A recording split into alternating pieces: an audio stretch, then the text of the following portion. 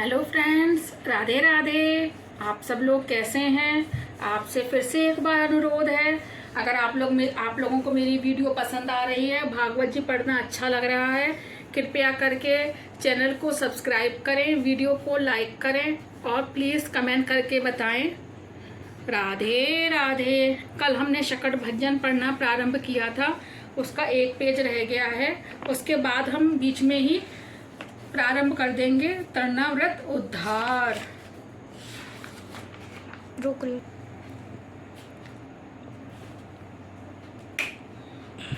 यशोदा जी ने भगवान को तो गाड़ी के नीचे रख दिया और दूध दही माखन आदि सांसारिक भोग पदार्थ गाड़ी में रखे। उन्होंने भगवान को गौण स्थान दिया और सांसारिक भौतिक पदार्थों को मुख्य।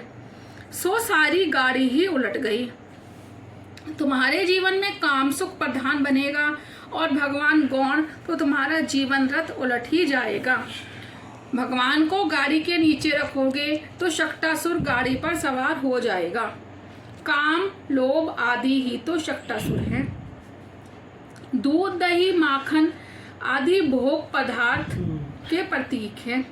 जिसके जीवन में भौतिक पदार्थों की प्रधानता है, उसकी जीवन गाड़ी पर शक्टासुर सवार हो जाता है। पत्नी को काम पत्नी नहीं, धर्म पत्नी कहा गया है। प्राथमिकता धन और काम सुख को नहीं, धर्म को दी जाए। जब से हमने धन को ही सब कुछ मान लिया है, तब से जीवन में से शांति गायब हो गई है। धन की अपेक्षा संयम और सदाचार ही अधिक सुखदायी है। धन यदि मर्यादा से बाधित होगा तो शांति आएगी।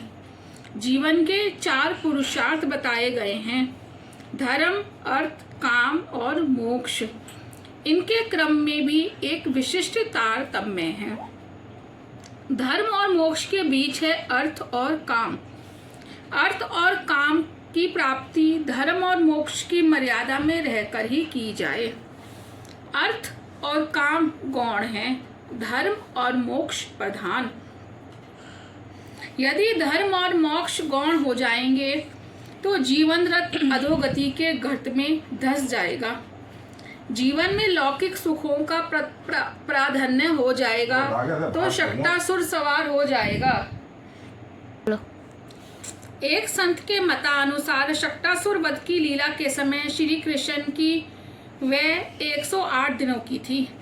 जब आपके सिर पर शक्टासुर सवार हो जाए, तब 108 मोतियों वाली माला लेकर भगवान के नाम का जप करो।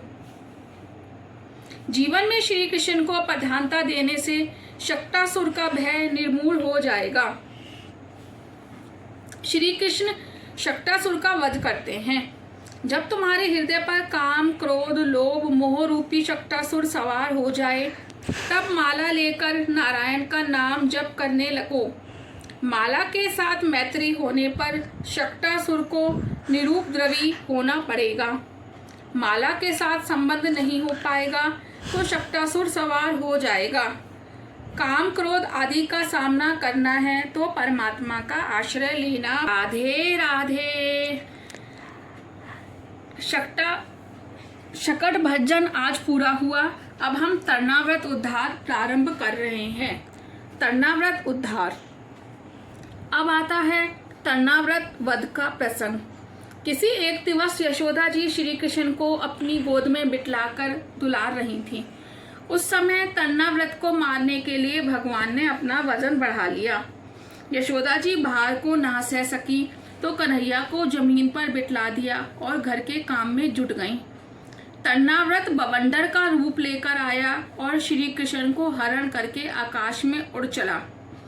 आपको मालूम चली गया होगा तरणाव्रत कौन था। तरणाव्रत बवंडर का रूप लेकर आया था और भगवान श्री कृष्ण का हरण करके आकाश में उड़ा ले चला था। भगवान ने अपना वजन बढ़ा दिया और उन्होंने तरणाव्रत को पकड़ा। तरणाव्रत के प्राण पखेरु उड़ गए। रजोगुण का चक्कर ही तरणाव्रत है। काम और क्रोध हैं रजोगुण के पुत्र। रजोगुण मन में आया नहीं कि मन चंचल हो जाता है। तरणाव्रत रूपी आंधी मन में आते ही वह चंचल हो जाता है। बुद्धि जब ईश्वर से विमुख हो जाती है, तब तरणाव्रत रजोगुण मन में घुस जाता है और उसे चंचल बना देता है। यशोदा की आंखों में धूली जाग घुसी। जब सांसारिक सौंदर्य को निहारने में सुख मिलने लगे तब मान लेना आंखों में तृष्णाव्रत आ बैठा है और फिर भगवान दर्शन नहीं देते। कन्हैया धीरे धीरे बड़ा होने लगा। घुटनों के बल चलता हुआ वह गौशाला में भी पहुंच जाता था। सभी गाय भी उसे पहचानती थी। कई महान ऋषि भी गायों का अवतार लेकर गोकुल में आ बसे थे। एक छोटा सा बछड़ा था, वह भी छोटा था और कन्हैया भी छोटा ही था। कृष्ण उसे अपना दोस्त मानते थे। वह बछड़ा हम्मा हम्मा करता था तो लाला बोलता था मैया मैया। कन्हैया उस बछड़े से अलग होता ही नहीं था। गाय भी आनंद वेश में बछड़े को भूलकर कन्हैया को चाटने लगती थी। यशोदा को विश्वास होने लगा कि गायों की सेवा की, जिसके फलस्वरूप उनके आशीष से हमें पुत्र मिला है। जो गायों की सेवा करेगा उसे अवश्य ही पुत्र मिलेगा। कन्हैया गायों की पूंछ पकड़कर खड़ा होने की कोशिश करने लगा। एक बार यशोदा जी लाला को स्तनपान करा रही थी। उसका सुंदर मुख निहार रही थी। माता का प्रेम देखकर कन्हैया जोरों से दूध पीने लगा। बालक यदि दूध बहुत पी जाए तो माता को चिंता होने लगती है कि कहीं बीमार ना हो जाए। अपना लाडला भगवान से प्रार्थना करो, नाथ मैं आपको तो क्या भोजन कराऊं, आप सारे जगत के अन्नदाता हैं। फिर भी मैंने जो थोड़ी बहुत सामग्री बनाई है आप उसे स्वीकार करें।